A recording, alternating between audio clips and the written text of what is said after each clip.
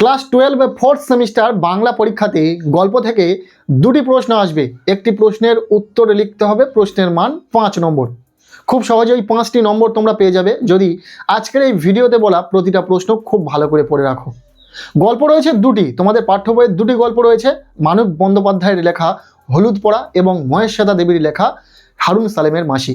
এই দুটি গল্প থেকে পরীক্ষাতে দুটি প্রশ্ন আসবে, একটি প্রশ্নের উত্তর লিখতে হবে।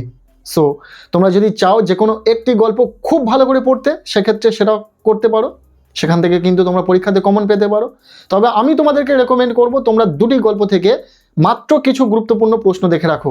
দুটি গল্প থেকে 5-6টি করে প্রশ্ন যদি তোমরা দেখে রাখতে পারো, সেক্ষেত্রেও তোমরা পরীক্ষাতে 100% গল্প থেকে প্রশ্ন কমন পেয়ে যাবে। এর বাইরে প্রশ্ন আসবেই না। সেই গুরুত্বপূর্ণ প্রশ্নগুলি আজকের এই ভিডিওতে বলে দেওয়া হবে। নেক্সট ভিডিওতে আমরা কবিতা থেকে সাজেশন দেখে নেব এবং নাটক থেকে যে প্রশ্নগুলো ইম্পর্টেন্ট রয়েছে সেই গুরুত্বপূর্ণ প্রশ্নগুলো দেখে নেওয়া হবে। পাশাপাশি পূর্ণাঙ্গ সহায়ক গ্রন্থ, পাশাপাশি সাহিত্যের ইতিহাস থেকে যে প্রশ্নগুলো ইম্পর্টেন্ট রয়েছে প্রতিটা প্রশ্ন আমরা step by step, part by part video কিন্তু আমরা দিয়ে দেব। তবে আজকের এই ভিডিওতে গল্প থেকে যে ইম্পর্টেন্ট প্রশ্নগুলো রয়েছে প্রতিটা প্রশ্ন দেখে নেওয়া যাক। আজকের এই ভিডিওতে প্রথমে হলুদ পোড়া গল্প থেকে গুরুত্বপূর্ণ মাত্র 5 থেকে 6টি প্রশ্ন দেখে নেব। ঠিক একইভাবে হারুন সালেমের মাসি গল্প থেকে 5 থেকে 6টি প্রশ্ন গুরুত্ব সহকারে দেখে নেব। প্রথমত দেখে নেওয়া যাক হলুদ পোড়া গল্প থেকে কোন প্রশ্নগুলো গুরুত্বপূর্ণ রয়েছে, কোন প্রশ্নগুলি পরীক্ষাতে আসার সম্ভাবনা রয়েছে। প্রথম প্রশ্ন, মানিক বন্দ্যোপাধ্যায়ের হলুদ পোড়া ছোট গল্পটির নামকরণের সার্থকতা বিচার করো। ভীষণ ইম্পর্টেন্ট একটি প্রশ্ন, খুব ভালো করে পড়বে। এই প্রশ্নটি একটু ঘুরিয়ে আসতে পারে, ছোট গল্প হিসাবে হলুদ পোড়া গল্পটির সার্থকতা আলোচনা করো। তো খুবই ইম্পর্টেন্ট, খুব ভালো করে তোমরা প্রশ্নটিকে তৈরি করো। এই প্রশ্নটি আসবেই আসবে, এমন একটি গুরুত্বপূর্ণ প্রশ্ন। এরপর দ্বিতীয় প্রশ্ন, সেই একমাত্র ডাক্তার পাশ না করা, যার সম্পর্কে এই উক্তি তার সংক্ষিপ্ত পরিচয় দাও। এই প্রশ্নটিও গুরুত্বপূর্ণ রয়েছে। এরপর 3 নম্বর প্রশ্ন, মানিক বন্দ্যোপাধ্যায়ের হলুদ পোড়া গল্পে প্রকৃতির যে চিত্ররূপময়তা রয়েছে তা বর্ণনা করো।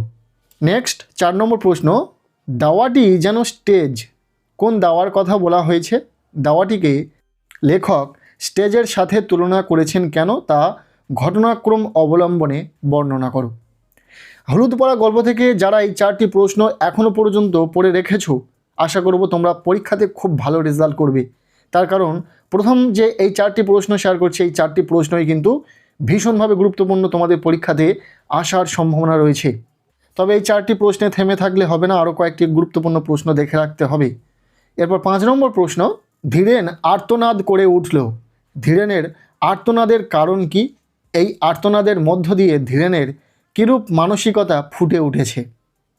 এরপর 6 নম্বর প্রশ্ন, হলুদ পোড়া গল্পটি আসলে একটি মর্মান্তিক গল্প, এর সঙ্গে মিশেছে কুসংস্কারাচ্ছন্ন গ্রামীণ ভৌতিক বিশ্বাস, আলোচনা করো। এই প্রশ্নটিও অত্যন্ত গুরুত্বপূর্ণ। মূলত এই 6টি প্রশ্ন যদি তোমরা খুব ভালো করে পড়তে পারো হলুদ পোড়া গল্প থেকে, তাহলেই তোমাদের পরীক্ষাতে প্রশ্ন কমন পাবে। তবে আরও একটি প্রশ্ন দেখে রাখতে পারো, সেটাও ইম্পর্টেন্ট রয়েছে, তার জন্য রেখেছি এই সাজেশানে।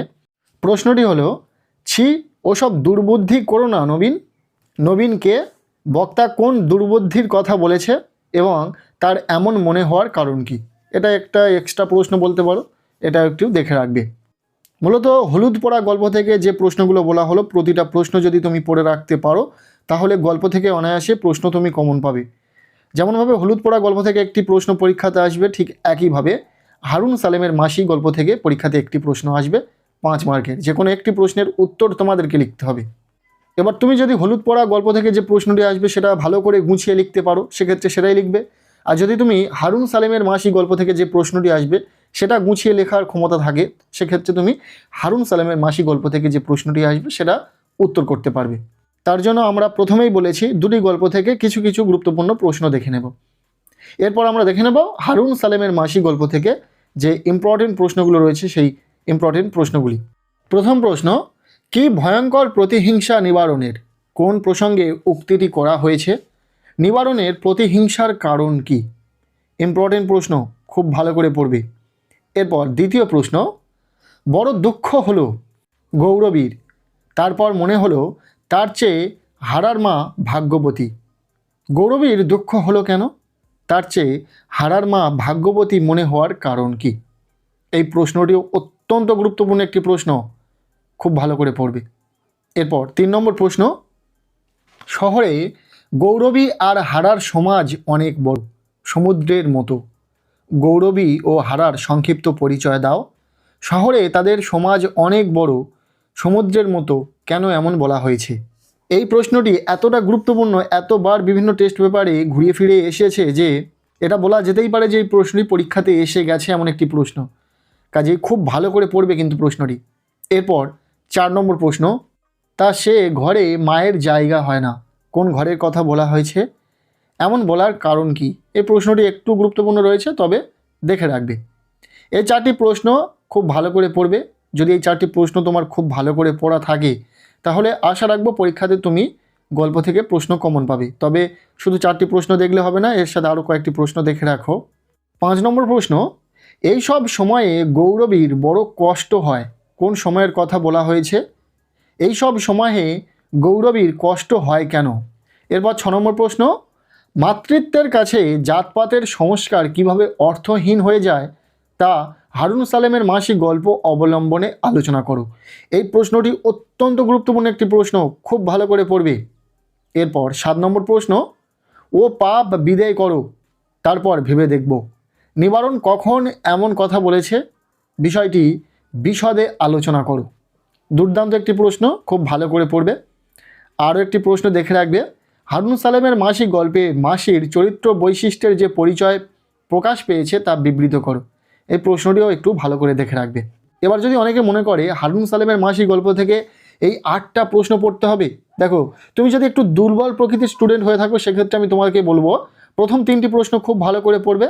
এরপর 6 নম্বর এবং 8 নম্বর প্রশ্নটিকেও খুব ভালো করে দেখে রাখবে। এই ছিল ক্লাস 12 4th সেমিস্টার বাংলা পরীক্ষার ঠিক আগের মুহূর্তে গল্প থেকে একটি পূর্ণাঙ্গ সাজেশান, একদম ফাইনাল সাজেশান শেয়ার করে দিলাম। এখান থেকে যে প্রশ্নগুলো বলা হলো প্রতিটা প্রশ্ন খুব ভালো করে পড়ে নাও। আশা করব তোমরা পরীক্ষাতে হুবহু কমন পাবে। আর বাংলা বিষয়ে শুধু গল্প নয়, নেক্সট আমরা কবিতা, নাটক, সহায়ক গ্রন্থ, সাহিত্যের ইতিহাস প্রভৃতি থেকে যে প্রশ্নগুলো গুরুত্বপূর্ণ রয়েছে, যে প্রশ্নগুলো পরীক্ষাতে আসার সম্ভাবনা রয়েছে, সেই প্রতিটা প্রশ্ন তুলে ধরবো তোমাদের সামনে। কাজেই চ্যানেলে নতুন হলে চ্যানেলটিকে সাবস্ক্রাইব করে রাখো। আজকের এই ভিডিওটি এতটুকুই, ভালো লেগে থাকলে লাইক করে দাও, আর পারলে ভিডিওটি বন্ধুদের সাথে প্রচুর শেয়ার করে দাও।